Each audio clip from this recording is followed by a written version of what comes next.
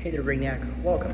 So today's video I'm going to be talking about some of the most common myths that a lot of people still believe when it comes to neuroscience. I'm going to be talking about three of them, which are respectively that the right and left hand part of the brain responsible for controlling logic and creativity, that's a myth.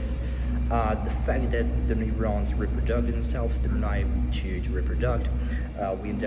We are born with around 86 billion of neurons and we lose them eventually to not gain any neurons. And lastly, we're going to be talking about the fact that we do not use only 10% of our brain, we actually use around 100% of it. So as regards the first one, the right part of our brain that we call the hemispheres in neuroscience. So the brain is divided into two different parts, the right hemisphere and the left hemisphere. The right hemisphere is responsible for controlling left parts of the body, such as your left arm and your left leg. And the left part of the brain, the left hemisphere, is responsible for controlling your right arm and your right leg. And in the eye is a little bit more confusing because both of our eyes is divided into two different parts. The right ones and the left ones. The left part of the brain is going to control both right parts of your eyes, and the right part of your brain, the right hemisphere, is going to control both left parts of your eyes. And that's pretty much it on the first part. As regards the second one, there are a lot of people who believe that we gain neurons through life as we experience, as we learn more. We're actually born with 86 billion of neurons and we lose them eventually. So we do not gain neurons, but you actually lose neurons through life. But it doesn't really make you more stupid, and actually it's the most important for you to get smarter.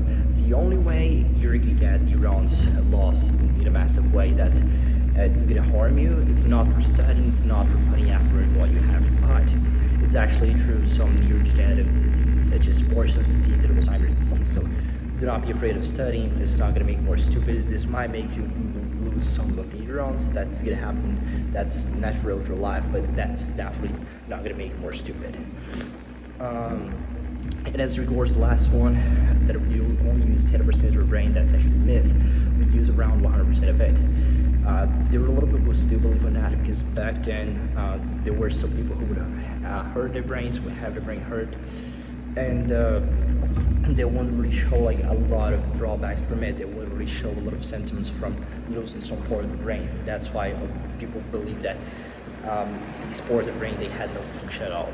And there were many parts of the brain that their functions were unknown, like the corpus callosum, which it's a 10 centimeter organ shaped like a C that is responsible for communicating the right and left hemispheres of the brain.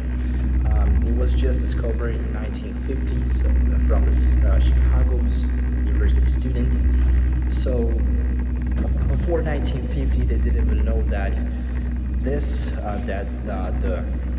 the corpus callosum has this function. And as an example of the hippocampus as well, then it was figured out by a guy who had his hippocampus removed. His name was Herb Lasson, also known as HM. And back then, Dr. Scoville, which was one of the most renowned neuroscientists, he didn't know, and nobody that day knew the function of the hippocampus. He decided to remove HM's hippocampus. So it was figured out in the 1950s and something like that. So there are a lot of parts of the brain that their functions were unknown, and there are some people who have their brain hurt, and they wouldn't show a lot of symptoms out of that. That's why a lot of people believe that we only use 10% of our brain, but that's proved wrong nowadays. We do not use 10% of it. We actually use around all of our brain